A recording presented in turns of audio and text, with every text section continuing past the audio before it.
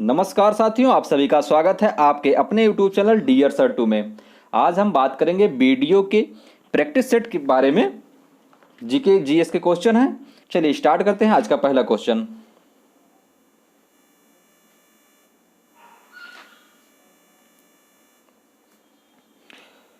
पानीपत के युद्ध में बाबर की जीत का मुख्य कारण क्या था? राइट आंसर होगा तुलगमा प्रथा। तुलगमा प्रथा क्या होता है कि ये पूरी सेना को छोटे छोटे टुकड़ों में बांट दिया जाता है। किस सुल्तान के काल में खालसा भूमि अधिक पैमाने पर विकसित हुई? गयासुद्दीन बलबन, अलाउद्दीन खिलजी, मोहम्मद बिन तुगलक, फिरोज शाह तुगलक। तो आपका राइट आंसर होगा अलाउद्दीन खिलजी। अलाउद्दीन खिलजी ने खालसा भूमि अधिक पैमाने पर विकसित हुई। अलाउद्दीन खिलजी के बारे में बता दें, दिल्ली का अलाउद्दीन खिलजी 1296 से 1316 तक दिल्ली की गद्दी पर राज किया। और खिलजी वंश, ये खिलजी वंश था, खिलजी वंश का दूसरा सुल्तान था और लगभग 20 वर्षों तक ये शासन किया।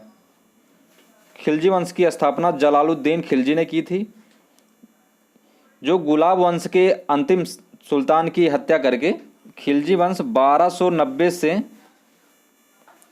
1320 तक शासन किया। गयासुद्दीन बलबन, इसका वास्तविक नाम था बहाउद्दीन था। इसका वास्तविक नाम बहाउद्दीन था। और दिल्ली सल्तनत में गुलाब वंश का एक शासक था जो 1265 से 1287 तक राज किया। गुलाम वंश के संस्थापक थे कुतुबुद्दीन ऐबक। अगर वास्तविक संस्थापक पूछा गया तो इल्तुतमिश। मोहम्मद बिन तुगलक के बारे में बता दें, मोहम्मद बिन तुगलक दिल्ली सल्तनत में तुगलक वंश का शासक था और ये 1325 से 25 ईस्वी से 1351 तक शासन किया। और फिरोज शाह तुगलक के बारे में बता दें, फिरोज शाह तुगलक 1351 से 1388 तक दिल्ली की सत्ता पे राज किया। चलिए नेक्स्ट क्वेश्चन,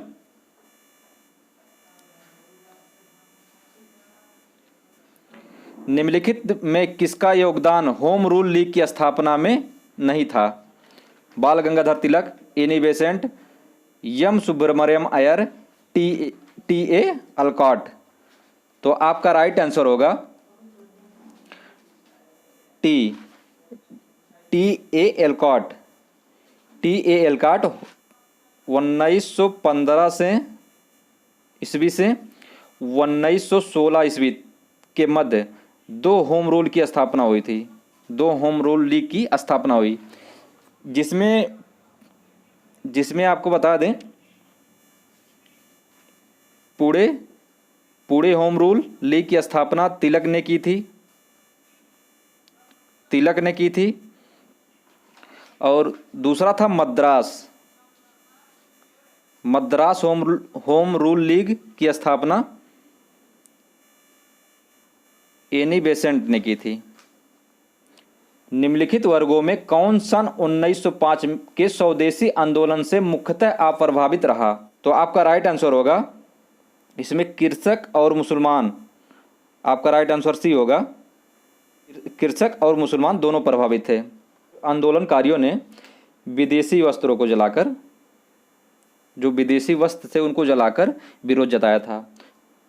भारतीय राष्ट्रीय कांग्रेस की प्रथम महिला अध्यक्ष का नाम बताइए। Sarojini Naidu, Pandita Ramabai, Aruna Asafi Ali, Annie Besant. तो आपका राइट आंसर होगा एनी बेसेंट।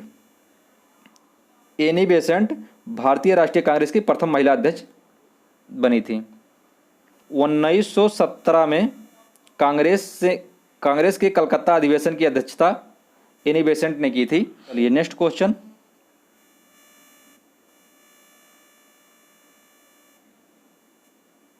फिरोज तुगलक द्वारा स्थापित दार उल सफ़ा क्या था?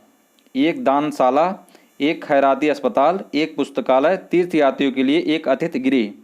तो आपका राइट आंसर होगा एक खैराती अस्पताल। दीवाने दीवाने खैरात दीवाने खैरात नामक विभाग स्थापित किया था। इस विभाग में दीवाने खैरात विभाग में मुसलमान लड़कियों के विवाह के लिए और विधवा और अनाथों के लिए आर्थिक सहायता दी जाती थी। चलिए नेक्स्ट क्वेश्चन।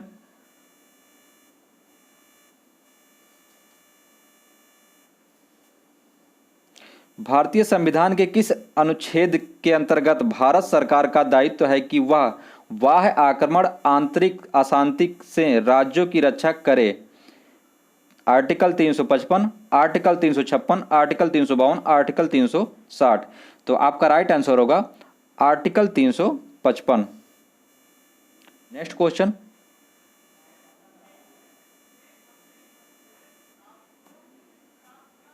राष्ट्रपति के निर्वाचन संबंधित विवाद का मामला भेजा जाता है सर्वोच्च न्यायालय, निर्वाचन मंडल, निर्वाचन आयोग, संसद।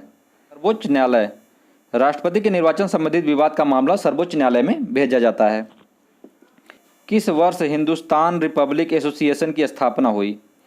सन 1920, सन 1924, सन 1928, सन 1930। तो आपका राइट आंसर होगा सन 1924। हिंदुस्तान रिपब्लिक एसोसिएशन की स्थापना हुई। सबसे पहले भारत के क्रांतिकारी संगठित होना शुरू हुए। इसके पुराने नेता थे क्रांतिकारी राम प्रसाद बिस्मिल। अक्टूबर 1924 में इन क्रांतिकारी युवाओं का कानपुर में एक सम्मेलन हुआ और हिंदुस्तान रिपब्लिक एसोसिएशन एक सेना का गठन किया गया। चलिए नेक्स्ट क्वेश्चन। भारत में अधिकांशतः बेरोजगारी है प्रौद्योगिकी, चक्रीय, संघ संबंधित, संरचनात्मक। तो आपका राइट आंसर होगा रचनात्मक। बेरोजगारी दो प्रकार की होती है। एक होती है ऐच्छिक बेरोजगारी और एक होती है अनैच्छिक बेरोजगारी। अनैच्छिक बेरोजगारी को निम्न भागों में विभक्त किया जाता है, जैसे संरचनात्मक बेरोजगारी, अल्प रोजगार, शिक्षित बेरोजगारी, घर्षणात्मक बेरोजगारी, मौसमी बेरोजगारी, शहरी बेरोजगारी और ग्रामीण बेरोजगारी। संरचनात्मक बेरोजगारी दीर्घकालीन होती है। मूलतः भारत में बेरोजगारी का स्वरूप संरचनात्मक प्रकार का ही है। चलिए नेक्स्ट क्वेश्चन। हरित क्रांति में प्रयुक्त मुख्य पादप फसल कौन सा था? तो आपका राइट आंसर होगा मैक्सिकन गेहूं। निम्नलिखित में से कौन सा तत्व परमाणु ईंधन की श्रेणी में नहीं आता है? तो आपका राइट आंसर होगा कैडमियम। पत्तियां क्यों हरे दिखते हैं? आपका राइट आंसर हरे वर्ण का प्रतिबिंब एवं बचे वर्णों का अवशोषण। Next question.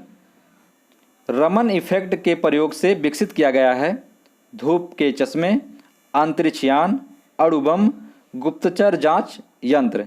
तो आपका राइट आंसर होगा धूप के चश्मे। धूप के चश्मे रमन इफेक्ट के प्रयोग में विकसित किया गया है। रमन इफेक्ट के सिद्धांत की आंख के धूप के चश्मे का निर्माण किया था, जिसमें सूर्य की किरणों का अवशोषण करके आंखों को तेज प्रकाश से बचाया जाता है। Next question.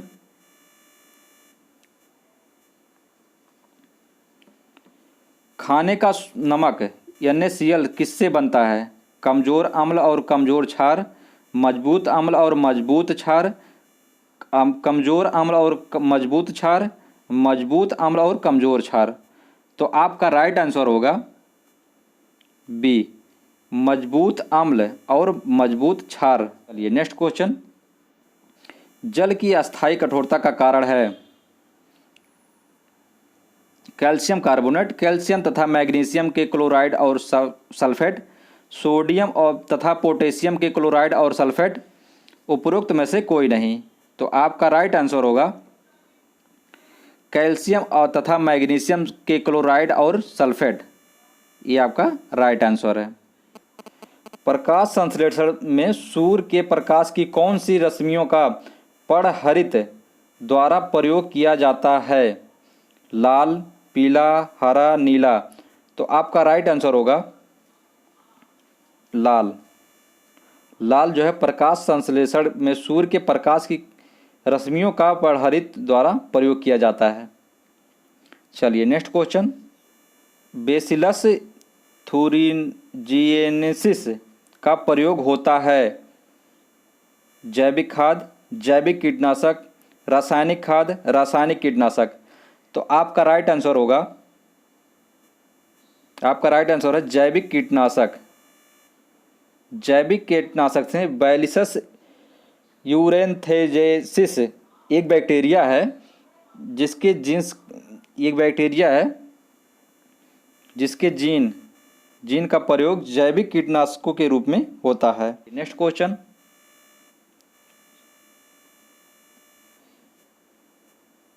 बेरोजगारी समस्या से गरीबी बढ़ती है क्योंकि गरीबी रेखा से नीचे रहने वालों की संख्या बढ़ती है, जनसंख्या तेजी से बढ़ती है, मुद्रास्फीति की दर बढ़ती है, ब्याज की दर बढ़ती है। तो आपका राइट आंसर होगा ए, गरीबी रेखा से नीचे रहने वालों की संख्या बढ़ती। Central arid zone research institute कहाँ स्थित है? हैदराबाद, जोधपुर, अहमदाबाद, बंगलौर। तो आपका राइट आंसर होगा बी, जोधपुर। हैदराबाद में है। वहीं बात करते हैं बंगलौर की। बंगलौर में भारतीय खगोल संस्थान है। और अहमदाबाद की बात करें, अहमदाबाद में कपड़ा उद्योग अनुसंधान संस्था है, अनुसंधान